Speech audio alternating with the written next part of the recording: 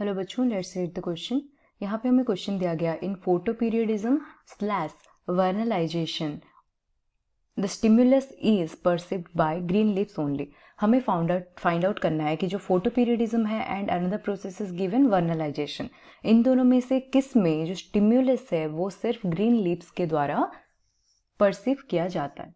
तो चलिए देखते हैं आंसर क्या आएगा, बट पहले हम ये जो क्वेश्चन है इसके की कॉन्सेप्ट के बारे में बात कर लेते हैं। Okay, let's talk about the key concept of this question. So पहले हमें जानना पड़ेगा कि जो फोटो पीरियडिज्म है, पीरियडिज्म ये है क्या, and we also need to know about vernalisation. Then हम जान सकते हैं कि किस चीज़ में और इन दोनों में से कौन से प्रोसेस में जो स्टिमुलस है वो ग्रीन लीव्स के द्वारा परसीव होता है। So photoperiodism is, we can simply say it is the induction of, this is the induction of flowering in plants, flowering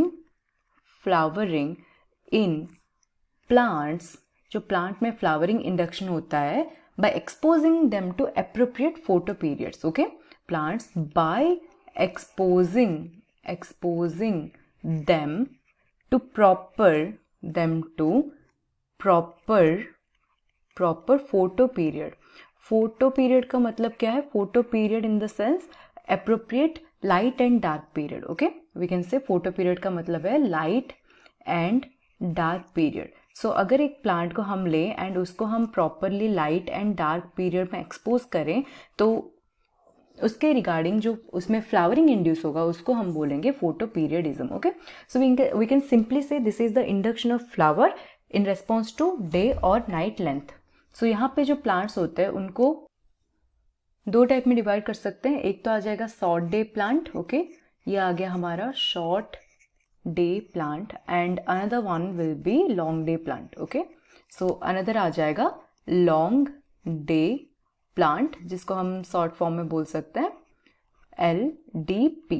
okay, तो अब हम देखते हैं शॉर्ट डे प्लांट का मतलब क्या है. शॉर्ट डे मतलब जिसमें कि जो शॉर्ट डे प्लांट्स होते हैं इनको लेस लाइट पीरियड चाहिए होता है, less light period and more dark period चाहिए होता है. अगर हम इनको less light period and more dark period में एक्सपोज करेंगे then they will produce flowers. Whereas अगर हम other one that is the long day plant की बात करें तो लॉन्ग डे प्लांट में क्या होता है, इनको मोर लाइट पीरियड चाहिए, ज़्यादा देर के लिए इनको लाइट एक्सपोज करके रखना पड़ेगा. ओके, ज़्यादा लाइट पीरियड चाहिए एंड लेस डार्क पीरियड चाहिए. They require less dark period. Okay, so ये आ गया all about our photoperiodism. अब यहाँ पे जो होता है ऑब्वियसली अगर यहाँ पे जो हमारा स्टिमुलस है फोटो पीरियडिज्म केस में यहाँ पे स्टिमुलस कौन सा आ जाएगा, the stimulus over here is the light. और लाइट हमारा कहाँ से आता है, लाइट का जो मेन सोर्स है वो आ जाएगा हमारा सन से, right.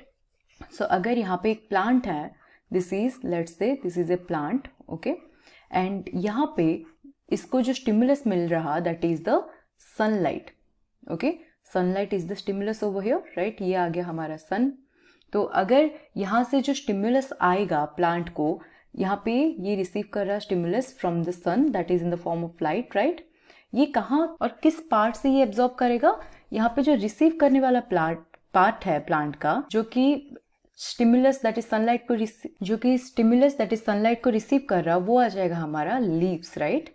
Leaf will be receiving the stimulus. अब हम बात करते हैं वर्नलाइजेशन के बारे में. ये तो आ गया हमारा फोटो पीरियडिज्म के बारे में, right. Now let us discuss about vernalisation. Okay, vernalisation is nothing but we can simply say production of flower by treating them to extremely low temperature. Okay, or we can say this is the process of inducing induction of flower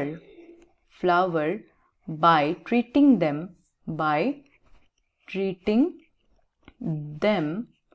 to